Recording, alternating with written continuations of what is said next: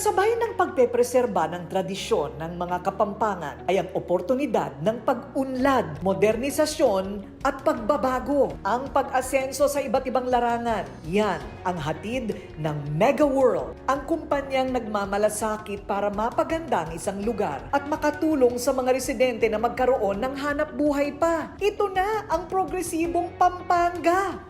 Simula mga 1920 noong ito'y asukarera pa lamang, hindi na talaga napigilan na ang pamamayagpag ng lugar na ito, kaya't maging dito sa modernong panahon, ito pa rin sa bahaging ito ng probinsya ang magiging sentro ng komersyalismo at hanap buhay dito sa makabagong Pampanga. Ito ang Mega World Capital Town.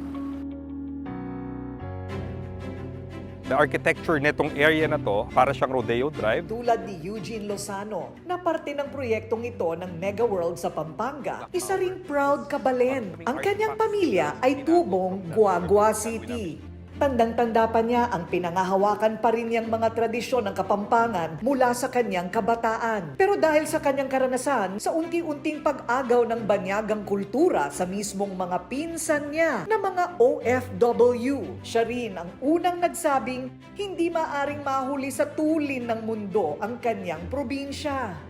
Grabe Eugene, sobrang aggressive ng Mega World. Nasaan na ba kayo? Luzon, Visayas, and Mindanao na po sila sa kanilang township project. So meron kayo sa Mindanao?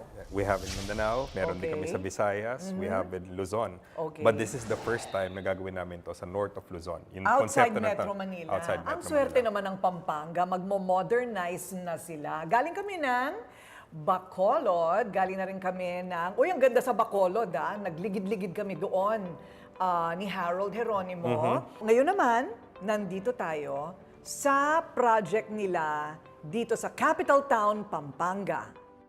Wala nga raw ibang gusto ang Mega World kundi makatulong sa mga kabalen. Libo-libo ang nag-aabang ng trabaho. Nakasentro rin ang proyekto sa BPO industry. Bukod pa rito, target ng kumpanya na wag nang lumabas pa sa Pampanga ang mga taga rito para lang sa trabaho. Dahil sa proyektong ito, hindi na kinakailangan pang lumuwas ng Maynila ng mga Kapampangan o mga ibang bansa para sa magandang oportunidad.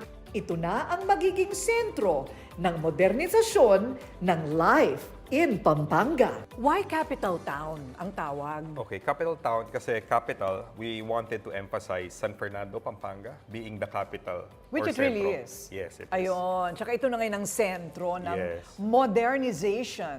At ang konsepto nito ay para din sa Iloilo and Bacolod. Uy, memorize ko na ha. Live, work, and play. Yes. Bakit live, work, and play? Okay, so dito, Saan dyan yung live? Saan yung live? yung live natin, ito yung residential condominium offering namin.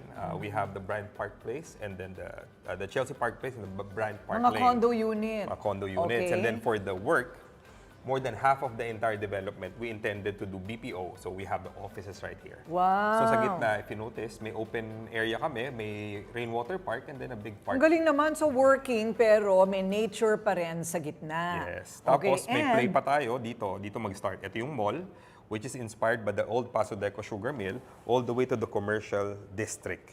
ito na, mga movie houses, Yes, movie house, sinihan, restaurants. restaurant, mga Yes. bilihan, kung ano-ano. So talagang, wow, ang laki. Ilang ektarya yan? This is 35.6 hectares. Wow, okay. So sa ngayon pa lang, balita ko yung profile talaga ng mga bumibili, halimbawa condo units ay mga yuppies.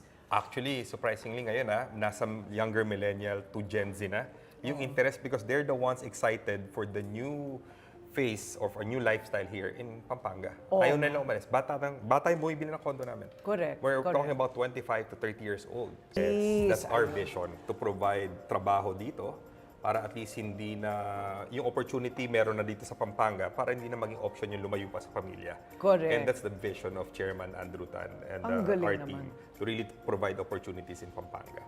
Sa loob lang daw ng 5 taon, inaasahang mabubuo na ang Capital Town. May mga residential condominiums, may plano ring mga mall at mga museo, at marami pang iba.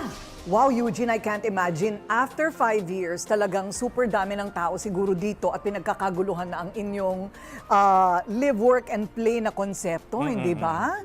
Bahagi ng advokasya ng Mega World na ingatan at pahalagahan ang yaman at kasaysayan ng bawat probinsya na kanilang kinaroroonan. Dito sa Pampanga, ang chimney na ito na mula pa 1920 ay nakatayo pa rin sa lugar na hindi pa rin inaalis. Simbolo kasi ito ng makulay nilang nakaraan. Gayunpaman, hindi na mapipigilan ng progresibong bukas na nakaabang para sa mga kababayan nating Kapampangan. Dahil ang pag-unlad ng Pampanga ay nakatadhana na, biyaya ng may kapal matapos ang kanilang matinding mga pagsubok. Kaya mula noon hanggang ngayon, basta Kapampangan, matibila na